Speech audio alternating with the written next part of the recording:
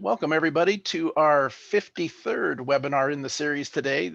The topic today is going to be Race Studio 3 analysis. We promised when we first started up with by putting out the beta version that we were going to try to give you some regular intervals of these webinars where we chat about the beta release and the bug fixes that have been coming and the feedback we've been getting from you, the users, plus of course the new enhancements, and that we're going to focus a bit on that today, and especially on the math channel side. Though it's one of the things that it doesn't is not active in it right now, but the Emiliano and the team have been working on that very hard in the background. So we're going to talk about it and talk about when the next when you're going to be have the ability to download the latest version of the beta software. Emiliano will talk about that.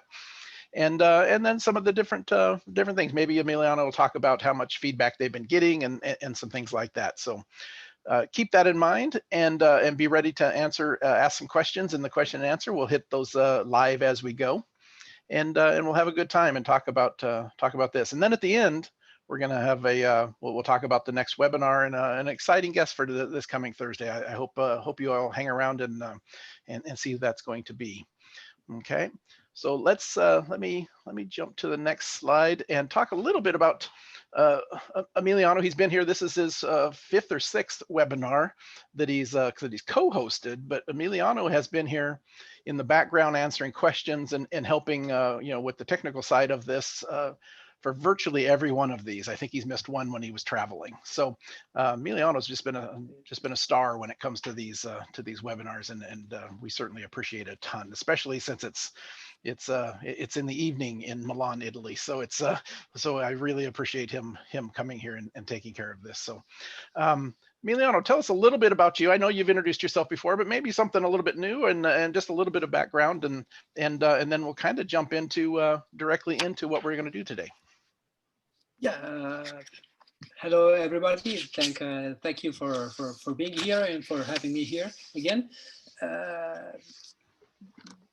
I'm not used to tell people something about me, so what to say? I studied as an engineer. I got a degree with a thesis on a simulation model of a Toyota Prius back in 2000. Well, I've been since I graduated. I've been a developer for AIM, with a little pause of 1 year and a half, and then I came back and I started back coding for AIM and developing a good part of what AIM has now. I have been on the track a lot of times to follow a number of different championships or different kind of vehicles, from power boats to bikes to go-karts to to dragsters to a lot of examples. And well, I try to take what I get from the track. I try to take the best of it and to create a better software for the experience of us all. And that's what I like certainly about Emiliano. Plus, and we've chatted about some of the other fellas that have come on here and worked with us. But all of the guys from AIM here in the States, in North America, and AIM Italy, and AIM, and all the AIM distributors around the world, they get out to the racetrack. You see Emiliano. He comes over here to the States quite a bit, and if not, I see some pictures from him. And he's at a racetrack in Italy or in Europe. And I think that's spectacular that the folks that are working on either the hardware side, the software side, are actually enthusiasts in motorsports, and then are out there and in the trenches and seeing how this stuff is being used instead of sitting behind their desk and watching it on TV or something. So I appreciate that, and I am glad you're out there. Let's start off with a quick poll before we jump into the meat of this program. And the first poll we're going to do is one we've done in the past, and again, these polls, while they some of you may get a little bit tired of them, they really do help. I do study the polls in between. We pass them out to all of our AIM counterparts here that and we study these things and try to figure out exactly what's going on, and to help us make better short-term better webinars, and long-term, better products and better decisions in the industry. So take a look at what you got there. It is multiple choice, so you can select if you have a couple of different things. If there's something that's not on the list, put it as other, and put it into the chat box. I appreciate that. We'll let that go for just a minute or two. And Emiliano, let's chat a little bit about, as that's kind of finishing up, what kind of feedback have you been getting? I know early on you got a ton of feedback. It was so much that it was hard for you to keep up with a little bit. No doubt that slowed down a little bit that's what I'm thinking. Where are you at? Are you still getting feedback and for bug fixes, or for more enhancements of different things, or what's the feedback been? It's still roughly, bug fixes are decreasing. We are below the 50%, way below, but it's still too high for what I like to work with. So we are still fixing some bugs. I can see in the feedbacks many suggestions on different features our customer want to have. Many of them are still related to features that were in the RayStudio 2 analysis and that are still missing in the RayStudio 3. But I know that there are also new ideas that I think we will develop very, very soon. Perfect. And generally speaking, if it's in RayStudio 2, it will at some point be available in RayStudio 3. Is that a general standard? Okay.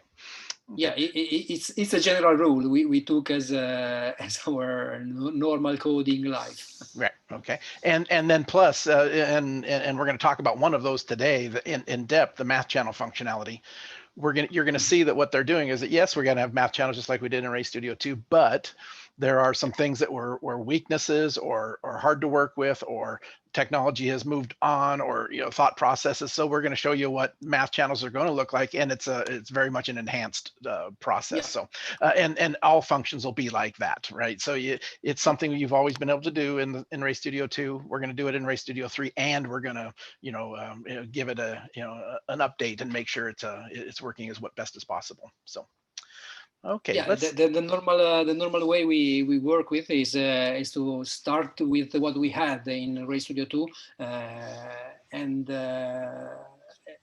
have it also in RayStudio 3, taking some modification for the weaknesses, and keeping what it was good, what was easy, because maybe RayStudio 2 was not doing everything possible, but it was really easy for many people to start with, so it had a very comfortable learning curve. And we want to keep that learning curve easy for RayStudio 3 as well. And I've told a lot of people this, is that if you're used to working in RayStudio 2, yes, RayStudio 3 is new and it has a bit of a different interface. But if you knew RayStudio 2 analysis, just with a little bit of time and just looking at it, you can it's a close cousin, right? You can certainly see the heritage of RayStudio 3 being brought into RayStudio 2 being brought into RayStudio 3. So the learning curve should be fairly low. There'll be new functions, there'll be new things we're doing, but it shouldn't be that difficult. So I look forward to it too. The designing minds are always the same. Yeah, exactly. We're going to do, just before we get started, I want to do one more poll, since it's kind of tied in, and maybe it gives Emiliano a little bit of information as he begins to talk about the functionality.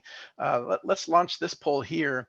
And this one is how long have you been using aimsports hardware and software? It's you can select it. Just give us an idea. It's not necessarily AIM either. If you've used other brands and you've got a ton of experience, that obviously is valid information. So plug into that. We'll let that go for a minute or so while we move to the next slide, and then we'll come back and we'll share those numbers. So let's start off with just this one slide to start with while we're doing that one poll. Emiliano, this is something that everybody has really loved in inside of Ray Studio 2, being able to hide some different panels and all that. And in the beta, this has not been activated, but now it looks like we're about to start adding some of that. What's this screen talking about? The next beta. I just have one thing to say. Differently from what we did with the last webinars, this time we do not have a beta version ready because we are a little bit late integrating some parts for the match channels and for the PDM. That's the other product that's in beta. So we are a little bit late, and it will not be available tonight. It will be available in, I think, 2-3 days. My effort will be to make it available for the weekend.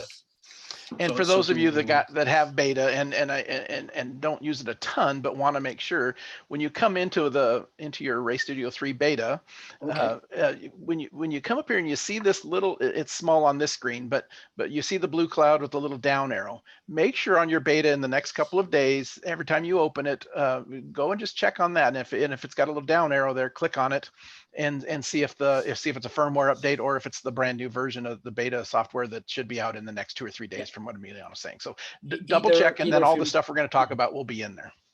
Yeah, sure. This spacebar feature is a thing that was really loved in Ray Studio 2. It's very easy for users to keep the biggest, the white space of the screen for what they need to, and to get the sidebars up shown when they need it. We brought it back. That's enabled by default in our layouts. And how can we do now? We have to, in case people already created the layout, they could not be working, but they can be brought to life.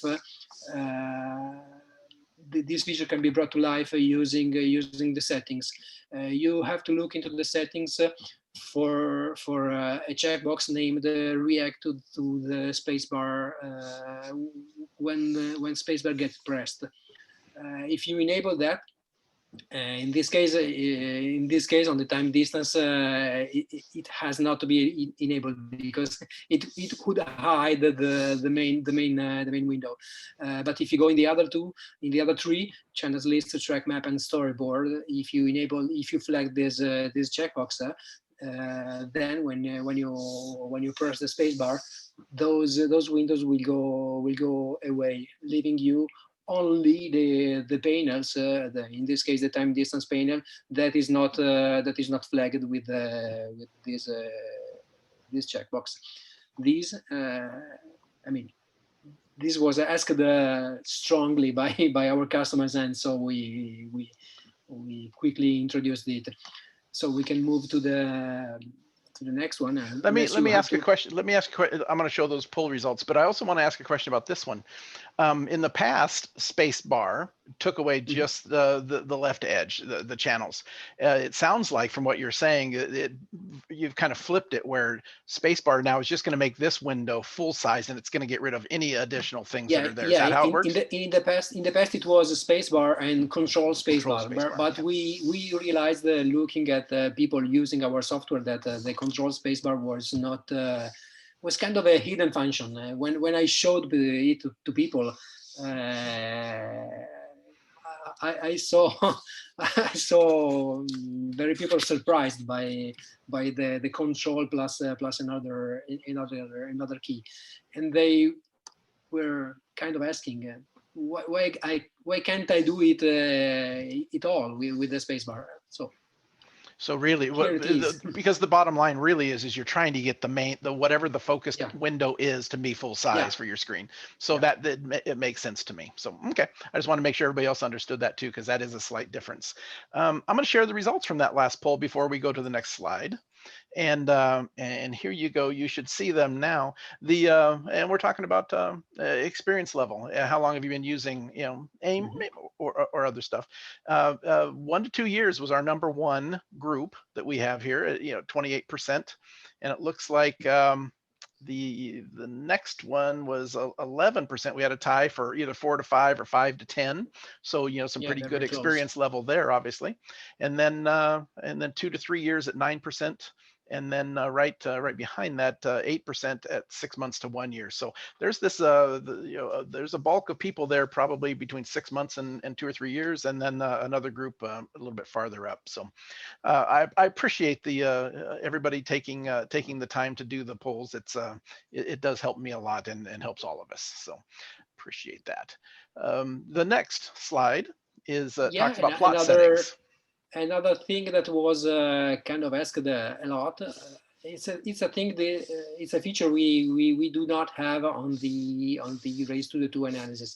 I mean, we added into the plot settings the possibility to customize the line thickness, and line thickness was already available into RayStudio2 analysis, but we added the possibility to customize the dot size.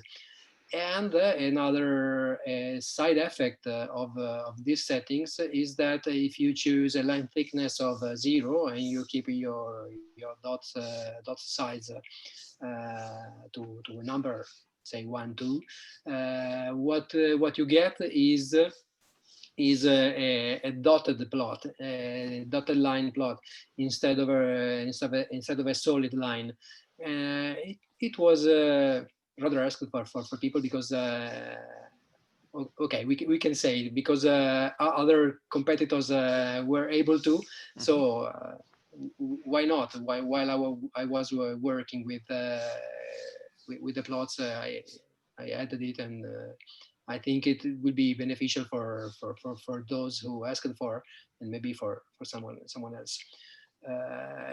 It can be done at the moment for the time distance plot and for the track map. So you will be seeing where are exactly the points that are where data were sampled. And it's similar to what you already mentioned a little bit, but in RayStudio 2, we had a little bit of this feature, but it was only in XY plots, and where you could just see the dots. You couldn't do it in any of the rest of the features. I guess the horsepower, the RPM analysis that we showed the other day did show some plots, but some dots. But this will be an interesting change, and I think the next slide, I think we show what it looks like. Yeah. The next slide we show it. And so what's interesting here is you put the line thickness weight to 0. I think we could probably figure out a better way to do that maybe, but then all of a sudden you're seeing the dots and in the GPS map. And what I just had a conversation with a fellow just yesterday, as a matter of fact, talking about sampling rates. Are these dots or do they represent, Emiliano, the actual data points? If you had it at 50 hertz versus 10 hertz, you'll see more dots, right? Yeah, perfect. Exactly. Perfect. And so what that really does, thinking down the road, and maybe a webinar we're going to have in the future, where we can look at your sampling rates, and people always have that question of how do I know what sampling rate I should do for shock sensors versus water temperature versus steering position, and being able to look at the dots and zoom in and say, oh, boy, yeah, I'm capturing all of the different movement. I thought I would be, but now when I actually look at the data or the steering, you can clearly tell you need a little bit more data in order to model the correct line. So this is a big help, I think, for a lot of different people. Yeah, sure, for sure. Perfect. Getting the right sampling frequency is maybe the very base of the data acquisition. It's true that in case of dubs, it's better to do something more, but I mean, limiting to what needed is a good practice. Yeah. And on the right corner here, down at the lower one, that's the GPS map and showing the number of data gather points, right? And it looks like you're able to colorize them with your normal rainbow colors as well. So that's kind of interesting. Yeah, it's a rainbow map in this case on speed. Yeah, on the speed channel. And I know that we just recently, I think, began to ship out a karting product, the Micron 5S. Is there anything you can add about, is this, what is the sampling rate of this particular graph that we're seeing here? I mean, it's not a mystery. We are raising our sampling frequency. I have to admit, this one is I think it's 10 hertz. What's been standard for a long time. Yeah, it has been our standard. We are raising this frequency a little bit. To tell you the truth, I have to admit I don't know how much we are raising it. I suppose 20. But I'm not sure. I suppose 20, but it could be also 25. I don't know. What I've been told, and I've looked at a little bit of data, it's 25 hertz on these carding products, which will then be that same GPS sensor will be end up available in other things as well, very quickly, I suppose. So that's kind of interesting news for those of you that are out there that are like GPS and maybe have wanted just a little bit more granularity or more data points for some of the stuff that you do. So it's kind of interesting. Perfect. Let's go to the next slide. Yeah. Next. We're talking about zooming. There are some zoom tools in RayStudio 3 analysis now, but looks like we're adding a little bit more here. It was missing before compared to RayStudio 2 because it's a thing I normally do not use. I normally zoom with up and down arrow keys, and so I'm used to that one, and it's very or I zoom with the mouse wheel. I'm never using this kind of zoom, but the first I think 3-4 users that I saw using the RayStudio 3 were trying to use the zoom as it was in RayStudio 2 and not as I thought it was useful. So it was a lesson for me, and I implemented it very quickly. So now it's possible to zoom also this way as I saw many users are used to. The other ways are always available. We have this kind of zoom that's highlighted in the red square on the top, the icon with the red square around. The keys that are immediately at its right are zoom in and zoom out, that are available also with the arrow keys. And there's a zoom to lab. That's the zoom to lab, that one exactly. Thank you, Roger. Hitting that button goes back to one lap view in case of snap to lap, and in case you are not using the snap to lap. So in case you are using the snap off function, it will zoom to the entire session without having to wheel out to zoom out to the entire session. I did not know that. Yeah, it's very handy for what we were asked for and for what I saw. So the plus and minus works just like your up and down, and one click goes a certain distance, and then this the one that we've got circled, you would click that, and then you would come in here, click, drag, and let go, and it would zoom to Absolutely, yes. In RayStudio 2, you had one other function that was a zoom 2D, right? Is that a function that you would are considering to go ahead and bring over at some point as well? It has not been terribly popular. I agree with you. It's just it's another hidden function. I mean, I have to learn that people hate the control button, but if you do control and mouse wheel, you can do a 2D zooming of the plot. In RayStudio 3? In RayStudio 3, yes. Okay. So try it and let me know. Yeah, I will play. Control does it. I don't think I'll do that right now. Control mouse wheel. I do not think I'll do that now. But but you were talking about the up and down arrows. My favorite zoom tool, and I think a lot of people that certainly come to our seminars, on-site seminars in the past, is I use that zoom wheel on the mouse. If you have one of those, that is the most handy. You click in the RayStudio 2 analysis window, RayStudio 3 analysis window, and wherever you click the mouse, it zooms around the cursor. So if you want to zoom that left edge, click there first and then zoom. And that is that zoom wheel has been very helpful. Now knowing that you can do the control and do some things with that, I will play. Okay. The same thing is available here in Ray Studio 3 analysis. Perfect. There is a question there that goes back one slide, but I thought we would bring it up real quickly. It says, what actually determines the sampling rates for data and why? We're going to have a whole webinar on that probably in 2 or 3 weeks, sampling rates and some other things. But Bruce, the answer to that is you as a user. When you're setting up your configuration and you tell it you've got a water temperature sensor, you have the option of telling it, do you want 1 sample per second or do you want 500 samples per second? And that decision on what is the right sampling rate for these different things. I've got a little table that I have sent out in the past, and if somebody wants that little table, it's just suggestions of sample rates for different types of sensors.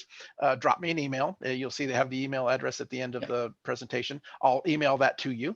And we're gonna have a gentleman come on, and we're gonna talk all about sampling rates and some other things here in a couple of weeks. So hang tight for that as well. What I normally say is that you have to think about how often, how the thing you have to measure varies in time. So if you do not expect, as it normally happens for water temperature, you are not expecting your water temperature to raise of 20, 30 degrees in less than a second. Water temperature varies very, very slowly normally. And so you don't need a high frequency. When you have 5 hertz is more than enough. Yeah. What is the downside to oversampling a water temperature? Is it just a memory size and a processing power issue? The system can do it, can afford it, but I mean, you take more information, you store more information. It takes more time to download it, and more time to open the files, to parse the file while you are importing them into the database, and so it takes more time, more resources. We certainly we certainly can do it. It's just that sometimes there's no reason to, obviously, right? Yeah, absolutely. Tice has a question here. Can you make a help function where the keyboard functions are described? I missed in Ray Studio 2 multiple keyboard functions. I've only heard of them through the webinars like today with the Zoom. So I will do, and I will make it available in our documentation website. That's already available, and I will link it very quickly into our presentation. Or maybe perfect. That would be great. Okay, let's jump to the next slide. Oops, did I went one too many? There we go. Channel settings, something that has not been available yet to those of you that are in Ray Studio 3 analysis, and you probably want. You now can get in there and tweak a couple things, change some things. Now it is you can get the channel settings window from the icon on the top left part, in the top left part of the software, or you can have it and you can and in this case the window will be shown already selecting the correct channel with clicking the little cogged wheel icon that appears just beside the channel name when you hover the mouse pointer to the channels list on the left. If you click that cogged wheel icon, you will get this window. Yeah, it's very close to what we already have. We already have in the Ray Studio 2 analysis, but we can describe into the next slides. There's a channels list. On the left, the channels list is searchable using the edit box, the search box on the top. When you enter there a text string, the window will be showing only the channels that match part of the name or part of the unit. So you can search by name or by units. I'm glad you said that last part, because that's something that has never worked for us in the past. Never had that ability, obviously, but a lot of people even still today don't realize you can come up here and plug in Fahrenheit or miles per hour, Yeah. and it'll sort by the unit itself as well. So I'm glad you mentioned that as well. That's a very It will handy be tool. filtered. It will be filtered. So only the if you write F, it will be showing only the channels that have an F into the name or into the unit. So Perfect. it can be also. Yeah, it's not reordering them. It's just it's filtering. So that's even a better way of putting it. It's filtering. It's showing only those who match. So then the rest of the box is pretty similar to what we've had in the past. Everybody should be fairly familiar with the rest of that. Absolutely similar. The only difference being the fact that you can place in the central column in the bottom of it, you can place a comment and keep the comment for a channel forever. Okay. For the remaining part is absolutely close to what we had into the Race 202, unless I mean maybe another difference is that the filters here are a little bit more powerful together compared to Race 302. So it's only 4 steps instead of 10, because it's filtering I think in a better way compared to what we did before. It's no more a mobile average. It's an FIR filter that's a little bit better. I mean, it's more effective. Perfect. For our purposes. Perfect. I hope that everybody that has when you update to this latest one, that has been a comment that I've heard a lot. Filtering, how does it work? How does it? Maybe it works too well and doesn't work enough. Boy, I hope we get tons of feedback from folks that maybe have a dirty an RPM signal that's got a little bit of noise in it, and they try this and give us some feedback on how that's working. Yeah, sure. I look forward to that. So we can move, I think, rather quickly between the next 2 slides. We since we chatted about all of those. We already chatted about them. Oh, the plotting scale it will affect. It's the only way at the moment to affect the scaling of the plots, as I placed in that red square. We are adding in the next days. We will be adding also the possibility to mouse wheel on it in order to improve the scaling. But at the moment, this is now what we have. It is my hope. It is my hope, Emiliano, and I don't normally do this to you, but I'm going to throw out my hope for a function fix. It's way handy.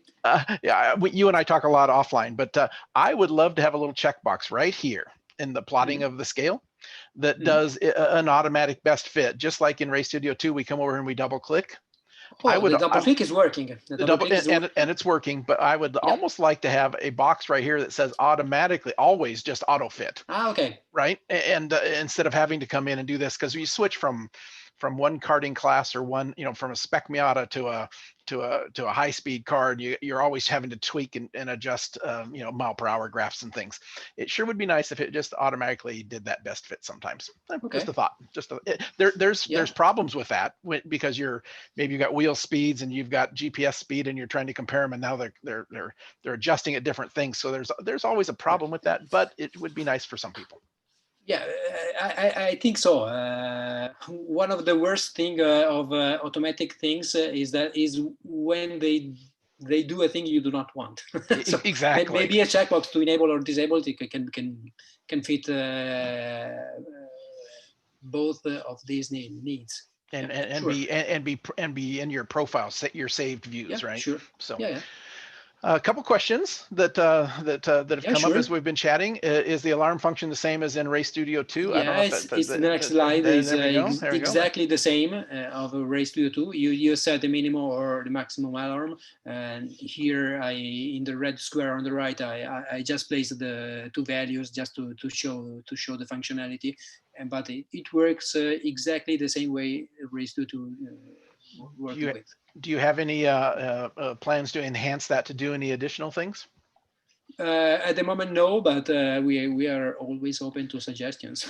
I say that in a little bit of a passive aggressive way. So let me add what I I shouldn't do that, should I? Yeah. What I would like to see is I like this, and it's all good, and it changes the value so we can see. That's all fantastic. What I would love though is over here in this graph area, when it exceeds Yeah, I know. 14,000, maybe that piece goes bold or changes to red or something in the No, no, graph no. I know itself. that. I know. I know this, and it was kind of planned. Okay, perfect. Perfect. So I shouldn't do that to you, should I? And the other one was it's actually a step back a couple of slides back. But Okay. since you have switched to a FIR filter, is the Okay. So level level change. changing 3 decibels roll off frequency? If so, how is it picking the frequency? That's pretty technical. You may or may not have that answer right now, but what do you think? Yeah, and in fact, I do not have the answer now. I have to check. I cannot. I do not remember now what we implemented, but I can be more precise. Perfect. On the Yep. Okay. direct answer. Eldon, please, what I would love for you to do, since it was your question as well, is when this comes out, start seeing what the results are and see what you think. We will work backwards and get some technical information. Send us an email on your feedback, and we'll talk about it in the next one. No, I do a personal thing. I'm asking Eldon to write me because I have a solution for an issue he had, and I was about to close our testing, and then I should have to write him. So yeah, okay, please contact me. Perfect. Can we automatically import the alarm settings from the logger display into the alarms in the channel settings? That's a fantastic idea. If Tice is talking about stuff you've set for a hot and cold alarms on your Array Studio 3 configuration, can those come across with into analysis? Sure. They I think they come across, and I think it's possible. Yeah. Okay, that would be that's a cool idea. I hadn't thought of that. So I love that we get that. In Array Studio 3 analysis, can you create a theoretical best lap and have the video put together those segments? That's a deep one, and I know we've chatted about that internally, and I don't think we've settled on exactly what that is. But what he's talking about, Keith is talking about, is yeah, we build a segment report for everybody else though. We build a segment report, and then what some people are wanting is the video, your Smarty Cam that's attached, to stitch together that video at those segments, so you can watch one lap of video and it's your fastest video segments in stitched together in a single lap. My answer is at the moment no, but we are studying. Exactly. Because for what we have now with the Smarticam, we have when we cut videos to place some splits together, we have to cut at exactly 1 second of logging. So it's difficult for us at the moment to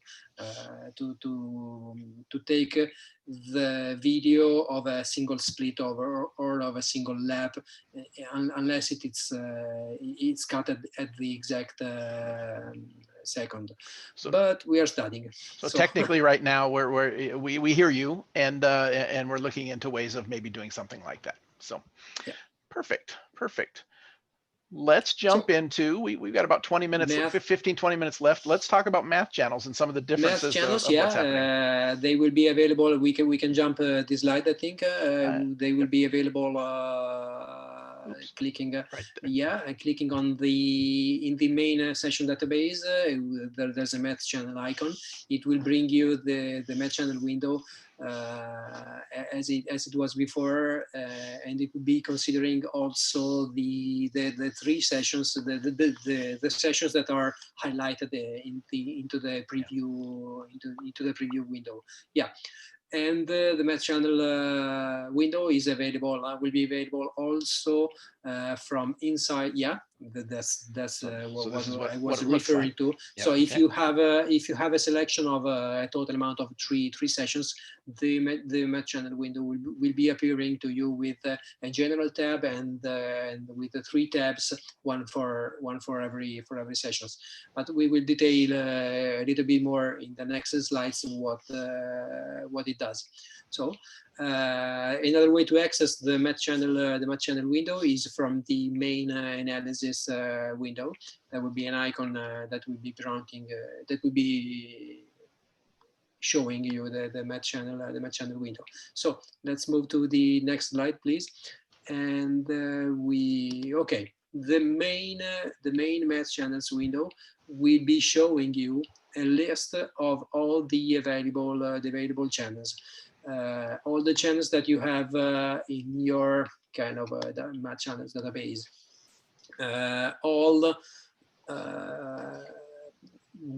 It's a list of channel. A name default set is coming as it was in Ray Studio 2, and differently from before, channels will be grouped into different areas, different groups. They will be showing you. You can divide all the channels you create by area or by car or by whatever. Map channel types. The group is customizable, so Okay. you will be getting it. If you click on an item on the left list, you will see that an item is made of that there's the name of the channel, and at the right of every single list item there are 3 icons. The white cross icon is to delete the channel. The question mark is for the AIM default channels. It will be opening a web page showing you some more details about the math channels. So you will be deciding if you want to implement it or no, using some more information. And the small I green icon will be showing you kind of what we call the comment of this channel. It's quick information about every channel. This is available for both AIM channels and for customer channels. So when you define a channel, a math channel, as we will show you just in a couple of slides, you can insert a comment that can be guiding yourself or a customer of your selecting the channels and for using into a session. So we can move to the next slide.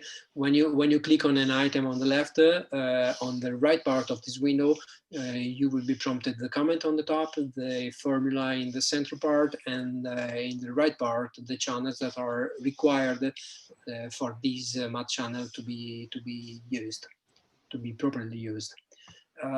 So we can move to the next slide. There will be the possibility to export channels. You will be able to export either a group of channel or all of them. We know that many users of ours share math channels with their customers, their friends, the driver, with the drivers of the car they follow. And they normally want to export only a small part of their knowledge in order to share it. And so we added the possibility to do it. On the other side, if we move to the next slide, we will see that there's an import function exactly like Ray Studio 2. But differently from Ray Studio 2, the import function now is not substituting the entire math channel set as RS2 did before. But now it will be opening in the next slide. It will be opening a merge window. In this window, you will be having the possibility to choose what will be your final math channel set. In the left part of this window, there's the list of the channels that you already have in your math channel set. In the right part, those that are in the file you are opening right now. And in the center part, you can merge, you can select which will be the channels that you will be getting when you click OK on this window. Yeah, right. Exactly, clicking on those circle icon with a left or a right icon on them, you will merge channels into the final list. So if you, when you click OK, you will get what you need. You can you can get the best of what you want. Yeah, much more control from where before we were able to we had to work around because it overwrote. Exactly. So we would bring them into individual files and then use some other functionality to kind of mix and merge. Yeah.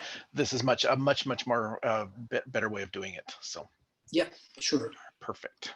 So we can move to the next one. Okay, in this merge window, the important thing is that when channels are different,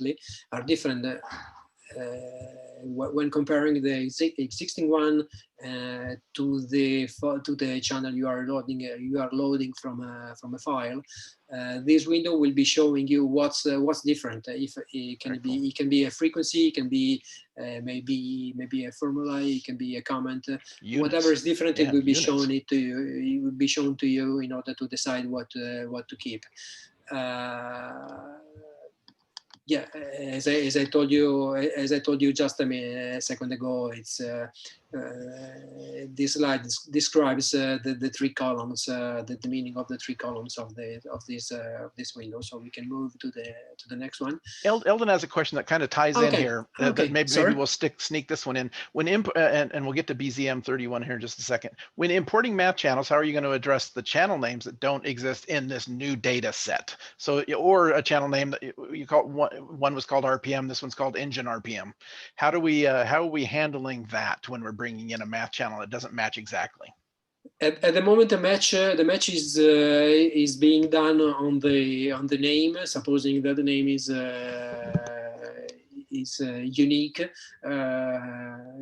In a short while, we can match also on the function, because the math channel descriptor is tracing also the function you select for it. So we could be matching also on that one. At the moment, no, but it should be rather easy for us to implement it.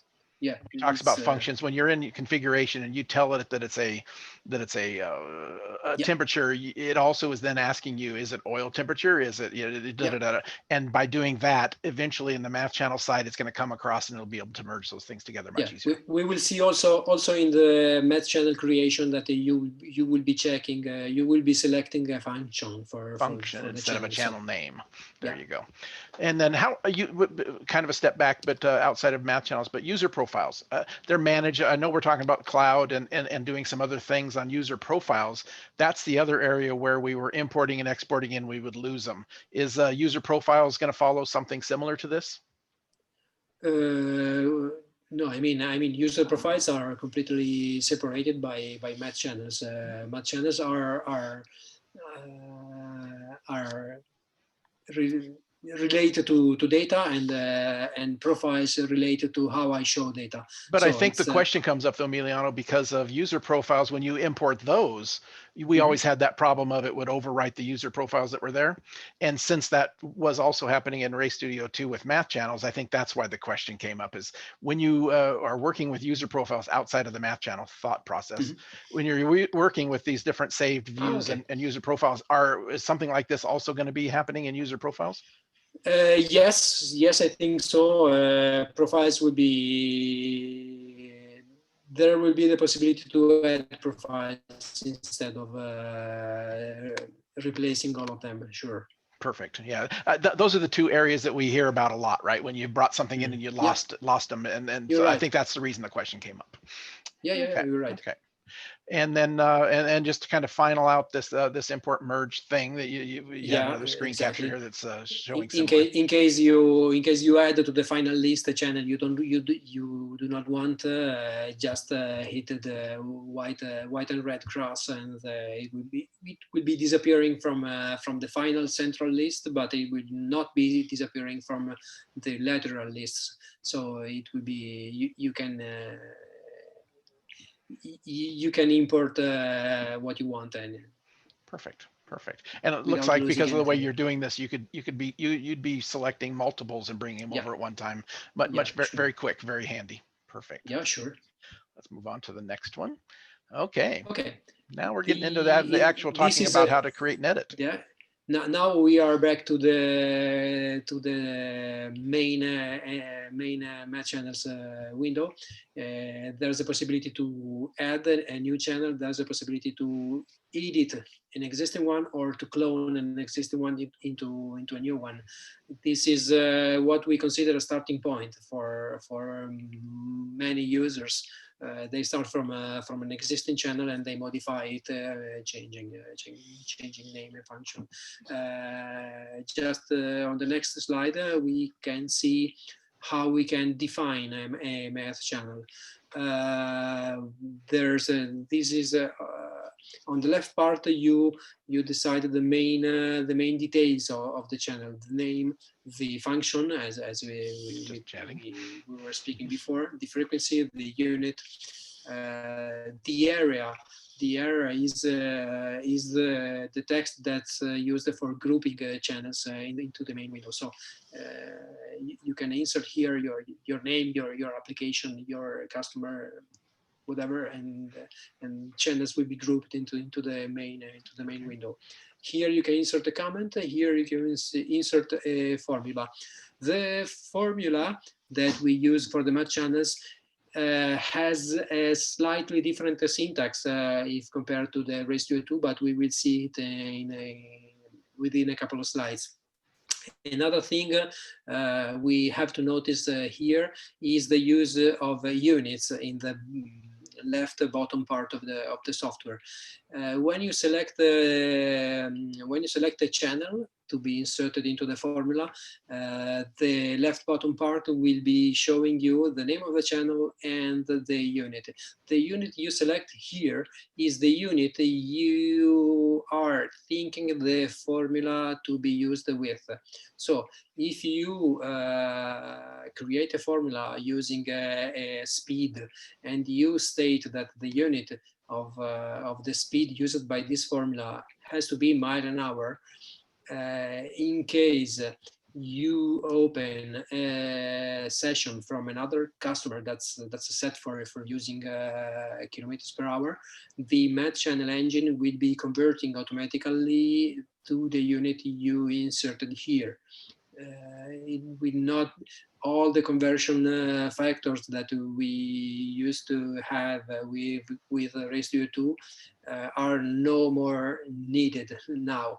So if you say you create a math channel using a brake pressure, I know that brake pressure can be either in bar or in PSI, and it absolutely depends on customer preferences.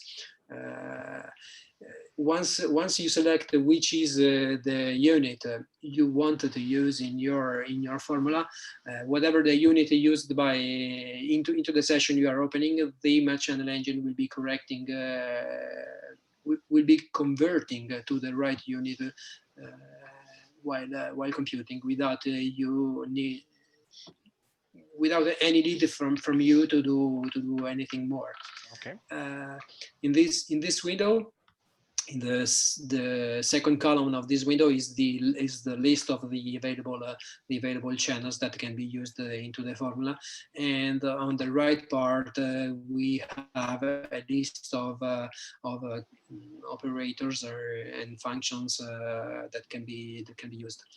Functions are growing compared to Studio 2, but we will show in a couple of slides which are the ones that we are adding.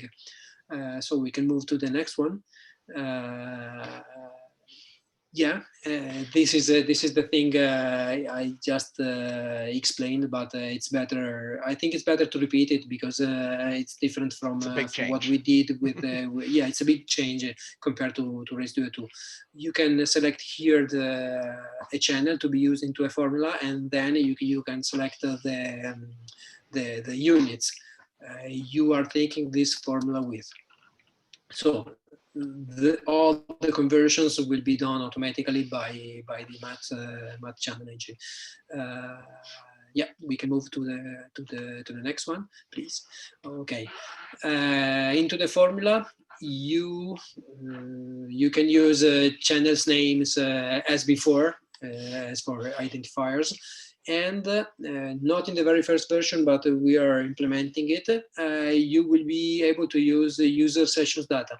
So in case you enter for a session that suppose you enter the car weight or the car balance or the car ballast for the session, you will be able to get that value for use into your math channels. The syntax with which you can do it is shown in the next slide. Okay, so this is the difference. The main difference when you create a formula, if compared to Race 2, is that when you use a channel, instead of inserting into the formula the channel name as it is, you have to place the double quotes around the channel name. This also allows the use of spaces into the channel's names. So it's easier to identify a channel for the math channel parser. When you want to insert a user session datum into the math channel formula, you have to place around the datum name, around the user session datum name, the dollar, and this is not available now, and I placed it here just to see how our customers react. We plan to implement the possibility to define a formula around a function and not around a channel name. So our idea is to define a formula, for example, on oil temperature, whatever the name of the channel, whatever its frequency, whatever everything, the math channel engine will be getting the oil temperature or oil pressure out of the sessions automatically without you having to tell anything more. Perfect. Very but powerful. This is still in our hands, in our thoughts. Is not available now. Okay. But coming soon. Okay. Chuck, your question, can math channels be saved in groups? We did chat about that just a little bit earlier, and yes, it is possible. yes, that will be doable. Matt asks, is the best lap time data going to be available for math channels? Best lap time data. Yeah, so the lap data, maybe. Okay.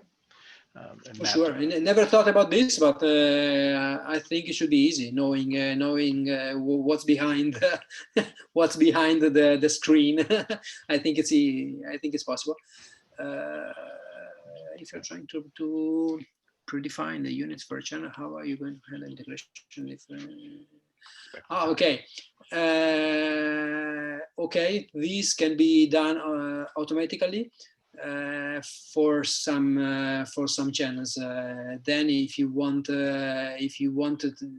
a customer wants to use an integral of say a temperature times a volume times speed, we cannot avoid him to write such a formula, but we cannot compute automatically the final unit of measure.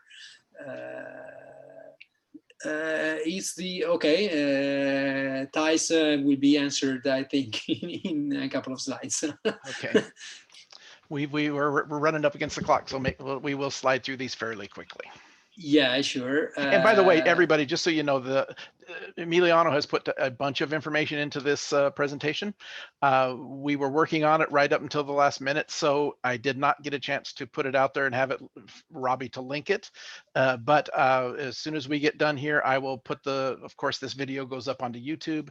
The PowerPoint presentation will be created into a PDF, and it will be available in the description box of the YouTube video. So everybody, keep that in mind as you look for it later. Yeah, sure. Okay. There are other 3-4 differences compared to RaceStudio 2. One is the comparison operators that used to be greater than channel A, comma channel B. Now will be written as channel A greater than channel B, or channel A square bracket channel B. Minimum and maximum will be getting you, if you write a function like minimum of a channel A, it will be computing the minimum value of the whole channel in the session, and we are working to compute the minimum value, minimum or maximum is the same of a single lab. Okay. Perfect. And instead, if you write a formula like minimum of a channel A, channel B, up to channel N, there's no limit in channels. It will be computing the running minimum of all these channels. So it's different from before, that used to be only with 2 channels. We already introduced the time shift. That's computing the time shift of value of the channel, and we are kind of finishing the filters and the lookup tables as we were asked for. And the lookup tables that's rolling back to a process we did the other day, which we talked about, maybe camber at certain wheel travels, and any kind of a lookup table that will apply against a channel or another math channel you already have. It's the same as a custom sensors applied to a sensor that you already sampled. Perfect. It's the same. It's the same logic. So we can move to the next one. Okay, in this main window, if you click the leftmost icon on this list element, this channel will go up and will be added to a list of a channel that are automatically added to every session you open. So it's what Thijs is asking for. Oh, okay. I wasn't understanding exactly what he meant, but yeah, RaceStudio 2 had that ability to automatically add channels to all tests you open, and that's what this is doing. Okay, gotcha. Gotcha. Thank you, Thijs. And here's what it would look like when you add those to that upper box, and now you've got another second list. It will go up in the list, and it will be added as we said. Very we clear. Can move to the next one. Okay. This is the window in which you add a session to a session. You add a channel to a session. In the left part is the list of all the available channels. There's an icon to flag to move the channel into the central list. That's the list dedicated to the session. And in the right part, there's the channels information. When you click on an element of a list, you will be getting on the right part the information of the channel. Again, comment, formula, and the channels that are used for computing the values of the math channel. Perfect. So, as before, we have the test channel button that will analyze if the math channel can be computed, and if there's a problem, I will tell you where the problem is. One of the issues we had in the past was math channels had to be in a certain order. The math channel had to be computed before it would work. Is that problem resolved? Will be resolved here? It's still there, because we cannot we cannot solve it automatically unless we want to risk for a channel loop. So a channel loop is when you define a channel A that depends on B, a channel B that depends on C, and a channel C that depends on back on Back to A. A. So it creates a loop, and unless we want to front a loop definition, we gotta keep the order of which is channel. okay. That makes some sense to me. And then are we going to give them a sort math channels button in effect to help them sort these easier to fix that? Or the error message may come up and say that this one's being computed after that. No, they will be sorted. Perfect. I think everybody will be very happy about that. Mm-hmm. And the final result. So the final result is what I created using the sample channels that you provide in your magic Excel file. I created a costing channel based on the statement if that a statement on TPS, on the braking, and on cornering, and if all these conditions are false, you are defined to be coasting, and this is where you can see it works now. Perfect. And again, everything we've talked about today is some of it is of course already finished, but there is some of it that will be happening in the Race Studio 3 beta that will be out in 2 or 3 days. And then there's a couple things we talked about that they're still working on that will be added even later than that. But but wanted just to give everybody a decent idea of this. We had lots of good questions. Emiliano, is there anything else that that maybe some of the questions triggered that you might want to chat about, or did we cover most everything?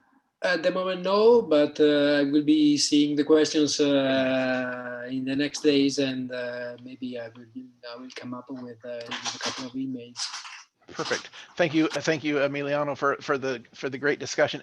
All of you out there that are watching, or those of you watch on YouTube later, boy, if you've got some more tips and tricks or some ideas that we can do, we'll have a panel here at the end that gives the email address to get the information to the programmers, and if you have some ideas of maybe better ways of doing things or some functionality we didn't talk about, boy, let us know.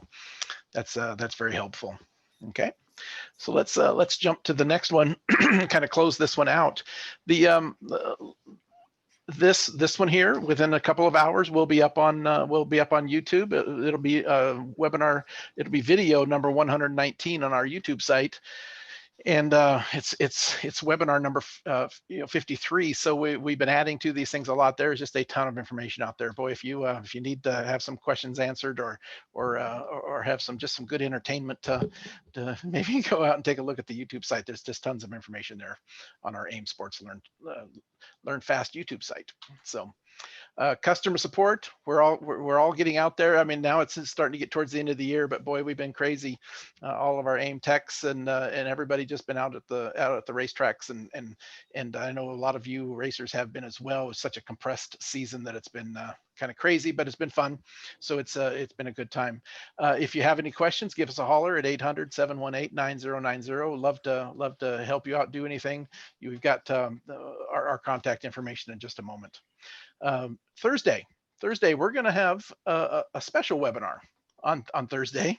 Our next co-host is going to be Tommy Kendall, a championship driver, and currently on the TV side, does all sorts of cool stuff. Just a wonderful guy. I've always enjoyed watching him and seeing what he does, and of course how Trans Am champion, many times over, and a bunch of other things. What we're going to talk with Tommy about on Thursday is some of his history. This is not a technical webinar, obviously, but he has some ideas about some data things, and we're going to talk some stories and have a good time, and talk about his history with and before data acquisition. He started racing before it and came up through it, including just a couple of years ago racing at the 24 Hours of Le Mans with the Mopar factory effort, with just a ton of data on that side of it. So that'll be a great conversation. I've got 3 or 4 of these like this that are not super technical, like what we just talked about today, but should be fun. And we've been hitting a lot of very, very technical topics, and it gets our heads to hurt and everything. And it'll be fun to have maybe one a month where we have some folks come in that are just great personalities, great people, and keep it tied to data and have a good conversation. So hopefully all of you will take a look and come back on Thursday, and Tommy will be here, and we'll chat about his history, some of it, some cool stories that he has had, and things he's done, and tie it all to data, obviously, as well. So looking forward to that on Thursday. A little bit of contact information. If you want some of the stuff we've talked about, or want to give Emiliano, please do continue to give feedback for the Race Studio 3 beta topic. Software at aimsportline.com. It's okay to send it to me. It's okay to send it to other AIM North America tech staff that we do, but always include the software at AIM Sportline. This beta program, it's something we're learning along with all the rest of you, and it really needs to be continually sent to them as well. So keep that in mind, and that'll get straight to Emiliano, and he can continue to improve this and keep on adding things. So I appreciate that. Emiliano, I appreciate it. You've been here for virtually every one of them. This, I think, is the 5th or 6th one you've co-hosted. Thank you very much. Is there anything you'd like to add as we're kind of closing this one out? No, I just want to thank everybody as usual, but this time a special thank to you all at AIM Sports, because when I read customer support, I acknowledge that you do lead in this job. Thank you. You're very welcome. It's we have a lot of users, and I know a lot of them are out there and testing out the Race Studio 3 analysis, the beta version, and just so happy that we're getting close to making it where it's can be a daily use at the track. So appreciate it, everybody. Thank you very much, everybody, for coming. Look forward to seeing you on Thursday with Tommy Kendall, and have a great next couple of days, and we'll see you on Thursday.